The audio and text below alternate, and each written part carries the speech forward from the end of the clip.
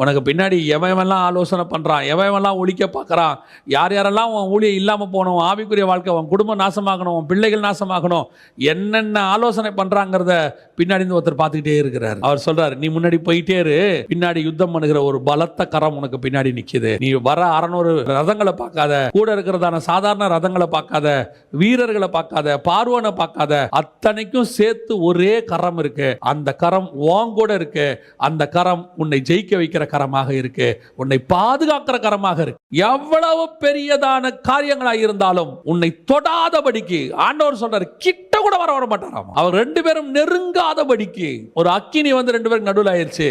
அந்த தேவன் இன்னும் ஜீவனோடு கூட இருக்கிறார். அந்த தேவன் இன்னும் ஜீவனோடு இருக்கிறார். தைரியமா போகணும், நம்ம பாட்டு போயிட்டே இருக்கணும். முன்னாடி ரூட்டை கிளியர் பண்ணிடுவாரு, செங்கடலை பிளந்துருவாரு, ரோடு ஓகேவான்னு கேட்பாரு. ஓகே போயிட்டே இரு, வெட்டாந்தர நீ போயிட்டே இரு, இல்ல பின்னாடி அதை நீ பார்க்காத, நான் பின்னாடி பாத்துக்கிறேன், அவ்வளவுதான்.